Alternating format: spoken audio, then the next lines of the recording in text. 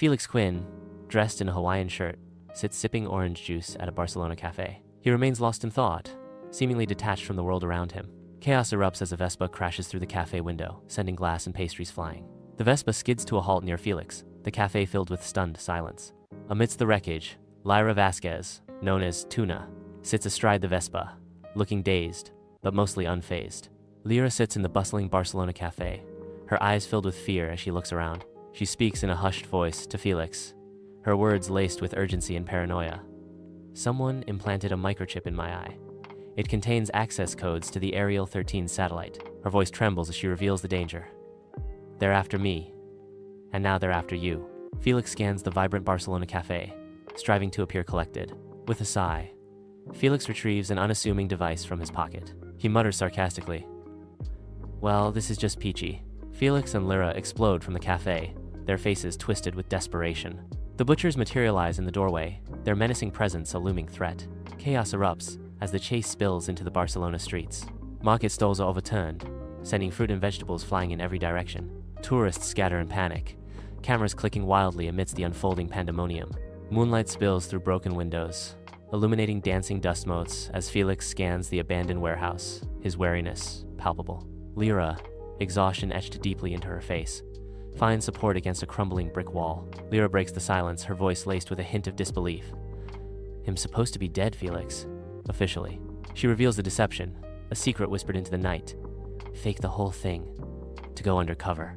In the heart of the abandoned warehouse, Felix, beaten but unbroken, clutches his communicator tightly. His voice, strained yet urgent, pierces the silence. "This is Felix. I need backup. I repeat, I need backup." Requesting immediate assistance from the pantry. A response crackles through the device, a beacon of hope in the desolation. "Felix, this is Artichoke. Acknowledge. Assistance is en route." Artichoke's voice cuts through the tension, guiding him toward salvation. "Navigate to the east exit. Look for the green door. The password is celery sticks." Felix and Lyra arrive in Tokyo, the city ablaze with overwhelming vibrancy. The dazzling lights and towering structures of Tokyo engulf them. Beneath the city, a clandestine sushi bar pulses with hidden agendas. Wasabi's gaze pierces through the smoky ambiance, assessing their every move with cold calculation. In the dimly lit underground sushi bar, Felix and Lyra stand before Wasabi, whose eyes are as sharp as his knives. Wasabi's voice slices through the air. "Information about Ariel 13 is not cheap. I require a rare ingredient in return." Wasabi leans forward, his eyes glinting in the neon light, the tears of a laughing Buddha. Under the electric glow of Tokyo, Felix and Lyra embark on a strange quest. Their faces flicker with determination beneath the neon signs, driven by the bizarre mission to find the laughing Buddha. The city's vibrant pulse heightens the absurdity as they seek the Buddha's tears. The comedy club is shrouded in a smoky haze, its dim light casting long shadows across empty tables. Near the back, a laughing Buddha statue seems to mock the silence with its jolly grin. Felix stands alone on the stage, his voice echoing in the empty room. "What do you call a fish with no eyes?" "Psh," he continues, his joke falling flat in the cavernous space. "I just flew in from Chicago, and boy, are my arms tired." Desperate, Lyra tickles the stoic statue. The stone face cracks, tears finally welling in its eyes. Lyra swiftly gathers the tears in a small vial. They emerge back at Wasabi, tears streaking their faces, the scent of seaweed and soy sauce heavy in the air. Neon signs flicker, casting an unsettling glow across the patrons. Wasabi looks at them and declares, "The cheese hides the truth." Felix and Lyra journey into the Swiss Alps, their quest unfolding amidst a landscape of breathtaking beauty and hidden danger. The majestic scenery hides treacherous paths, testing their resolve. Each step forward is a testament to their unwavering determination.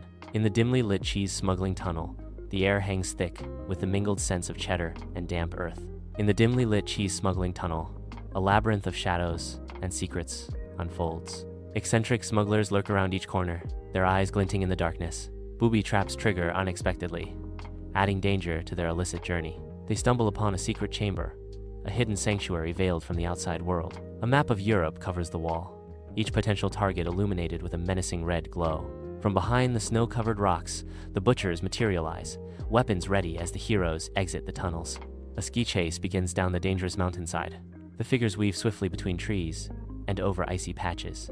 Felix and Lyra burst into the opulent ski chalet, their breath visible in the cold air. They hastily spread a tattered map across the polished mahogany table. The luxury ski chalet, normally a haven, now pulses with concealed tension. The screens reveal Ariel 13 is not merely a weather control system. but a carefully constructed illusion. Lost in thought, Felix gazes into the fireplace, a flicker of the past igniting his eyes. Flashback. Young Nico sits at the chessboard, his brow furrowed in concentration. He confidently moves a chess piece, revealing exceptional strategic skills. Radish observes him from across the room, a calculating glint in her eyes. Young Nico sits hunched over a complex cipher, his brow furrowed in deep concentration. He cracks the code with ease, a flicker of satisfaction crossing his face. Surrounded by activity, he is utterly alone. Felix, back in the present, sees Ariel 13 as a diversion. He understands the real plan: destabilizing global markets. Felix and Lyra prepare for their journey, boarding a bullet train that promises swift passage to the Austrian Alps. The bullet train speeds toward Austria, a sleek symbol of their urgent mission to reach the financial summit amidst the towering Alps. The bullet train interior rushes by, a stark contrast to the unfolding crisis. Director Velour, in his flamboyant attire, is deep in discussion. The butcher's menacing presence casts a shadow over the sterile environment. The team realizes the summit is in imminent danger. Within the pristine dining car of the bullet train, Velour confronts Felix, the stainless steel reflecting the tension between them. Velour's controlled fury breaks as he challenges Felix. "You think you can just waltz back into my life, Felix? After everything?" Amid the train's confines, Felix and Lyra initiate a sequence of humorous yet intense clashes. They tussle in the narrow passageways, evading suitcases with acrobatic maneuvers.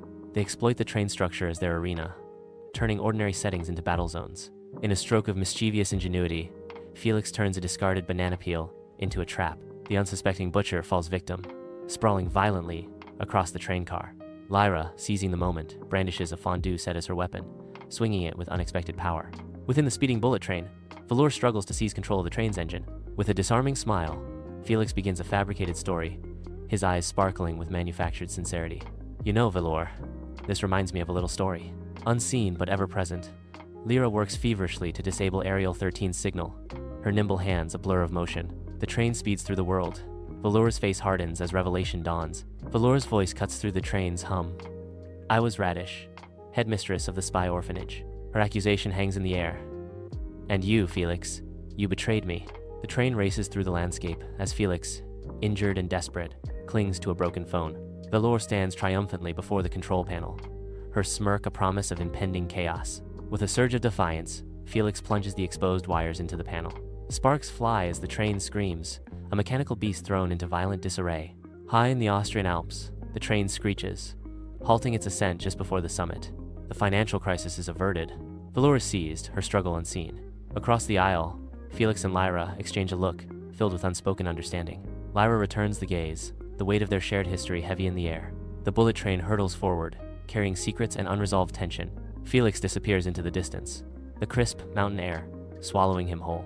Lyra stands alone, dwarfed by the towering peaks, the echo of Felix's farewell. "See you around, Tuna," lingers. The snow crunches beneath her feet as she rereads Felix's note, her expression unreadable. Felix basks in the Barcelona sun at a vibrant cafe. He calmly sips orange juice, the condensation glistening on the glass. His phone beeps, breaking his reverie with a new message. He puts on ridiculous sunglasses. He walks off whistling, ready for his next adventure. Tokyo's neon signs blaze to life, casting vibrant reflections on the slick, rain-soaked streets. The city pulsates, a relentless symphony of light and sound. Under the guise of dance instructors, Felix and Lyra find themselves in a karaoke bar, surrounded by a sea of enthusiastic salarymen. Felix and Lyra lead the group, their movements stiff and forced. The salarymen, fueled by drinks and enthusiasm, attempt to mimic the steps, their efforts resulting in a chaotic, laughter-filled scene. The karaoke bar pulses, the dim lights casting long shadows across the crowded room. Lyra's playful gaze meets Felix's, her lips curving into a teasing smile as she asks, "I thought you said you were a good dancer." Felix shrugs, a sheepish grin spreading across his face as he confesses, "I said I could blend in." The majestic Swiss Alps stretch skyward, their snow-capped peaks piercing the heavens, a testament to nature's grandeur.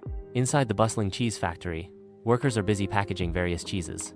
Amidst the activity, Felix and Lyra observe with intent. Felix stands, contemplating a wheel of Swiss cheese. Felix speaks, "So the cheese hides the truth, huh? Let's see what you're hiding." The royal palace is radiant. Felix and Lyra, hidden among the guests, attempt to disappear into a sea of opulence. Sunlight turns the palace's gold decorations into blinding beacons of wealth and power. Amidst the opulent ballroom, they weave through the crowd. Every shadow seems to hold a secret, every whisper a threat. Under the cloak of night, Felix and Lyra, adorned in vibrant flamingo costumes, prepare for their audacious leap. They soar across the cityscape, a blur of pink against the urban canvas, Unbeknownst to the city below, a feathered spectacle unfolds above. The opulent auction house glitters, its crystal chandeliers casting a spell of anticipation over the eager crowd. Stolen secrets hang in the air, ready to be bartered among the highest bidders under the shimmering lights.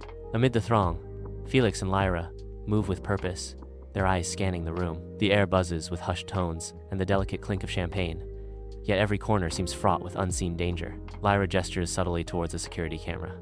Felix nods, his gaze hardening with resolve as he acknowledges the silent command. Director Velour scans the bullet train, her menacing glare cutting through the night. Amidst the rhythmic rocking of the bullet train, she surveys the butchers, her gaze sweeping over their hardened faces. Fluorescent lights cast long shadows as she unveils her ambitious plan. With a steely glint in her eyes, she declares, "We're going to disrupt the financial summit." Her voice resonates with unwavering resolve. Every single transaction, every deal, every handshake, we're going to bring it all crashing down. Inside the bullet train, Felix and Lyra exchange worried glances, the hum of the train fading into background noise. The weight of Velour's scheme settles heavily upon them.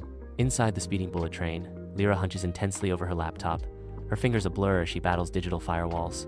Sweat glistens on Lyra's brow as she navigates the labyrinthine layers of Ariel 13's security. Farther down the train, Felix faces the butchers in a tense standoff, his eyes glinting with defiance.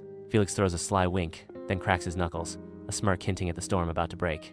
Chaos erupts in the train's galley as Felix grabs kitchen utensils. Lyra stands triumphant, having successfully disabled Ariel 13. Velour makes a swift escape, disappearing into the crowd. Felix and Lyra sprint through the narrow aisles of the speeding bullet train, their breaths ragged. They burst into the observation car, the panoramic window revealing a blur of motion. Velour stands silhouetted against the passing landscape, a sinister smile twisting his lips. Velour sits, the cold steel in her eyes reflecting a storm of resentment aimed squarely at Felix. The Japanese countryside blurs past, a fleeting backdrop to her simmering rage. Her thoughts are a tempest, fueled by a dark past. The bullet train races through the countryside as a fierce battle erupts within. Felix evades a sweeping attack with lightning reflexes. Lyra retaliates instantly, her movements precise and deadly. Together, Felix and Lyra fight as one, their combined power a force to be reckoned with against Velour. Adrenaline floods Felix as he fights to seize the device from Velour. The train speeds ahead, unaffected by the intense struggle. Velour, surrounded by security, awaits the train's arrival. The bullet train smoothly arrives at its final destination. Amid the vibrant chaos of Tokyo, Felix and Lyra find a tranquil escape. The market air buzzes with the aroma of street food. Vendors compete, their voices rising above the crowd. Sunlight floods the vibrant streets of Tokyo as Lyra and Felix find themselves swallowed by the city's pulse. Lyra challenges, "So, what's next, Sardine?" Felix responds with a playful air of mystery. "That's for me to know, and you to find out, Tuna." Felix and Lyra stand at the summit, poised for an exhilarating descent into a world of pristine white. Sunlight dances across the fresh snow as they carve through the mountain, their laughter echoing through the crisp air. The mountain air vibrates with joy as Lyra follows close behind, her face radiant with delight. They weave and turn in perfect harmony, savoring the exhilarating freedom of the descent. High in the Swiss Alps, their breath dances in the frigid air as they pause, dwarfed by the colossal snow-capped peaks. A shared smile blossoms, a testament to their arduous journey reflected in the stunning vista before them. The breathtaking panoramas now capped peaks, and verdant valleys forever etches their shared moment into eternity. From a distance, Felix and Lyra watch the royal wedding, smirks playing on their lips. Lyra stands beside him, contemplating the absurdity of their mission with a knowing smirk. Felix stands before the royal palace, wiping sweat, a testament to his ordeal. Lyra watches Felix, arms crossed, her skepticism cutting through the air. Felix sighs. "Well, that was a royal pain." Lyra retorts dryly. "You think?" Under the cloak of night, Felix and Lyra cast off their flamingo disguises, preparing to dissolve into the city's shadows. Wind sweeps through the city rooftops, carrying the distant wail of sirens and the vibrant glow of neon. Felix stands silhouetted against the night sky, a smirk playing on his lips as he revels in victory. Lyra leans against a ventilation shaft, her gaze sharp as she says, "Another mission accomplished, Tuna." "Don't get too cocky, Sardine," Lyra retorts, her tone laced with playful challenge. In the train, Felix and Lyra sit facing each other, the calm after a storm. Lyra sits quietly, reflecting on recent events. Inside the bullet train, Felix is lost in thought, while Lyra gazes out the window. Felix's expression softens as he looks at her. "You know, Tuna, I think we make a pretty good team." Lyra's eyes remain fixed on the passing scenery. "Don't let it go to your head, Sardine." Felix sips his orange juice, disappearing into the vibrant tapestry of the Barcelona Café. Amidst the lively Barcelona Café, He pauses, his attention captured by the sudden glow of his phone. A new mission alert ignites his gaze, the digital light hinting at the adventure about to unfold. The screen signals the start of another adventure. Felix confidently puts on his sunglasses, the city's vibrant energy swirling around him. He strides away, a catchy tune whistling from his lips, blending into the bustling Barcelona streets. Felix vanishes into the vibrant chaos of Barcelona's streets.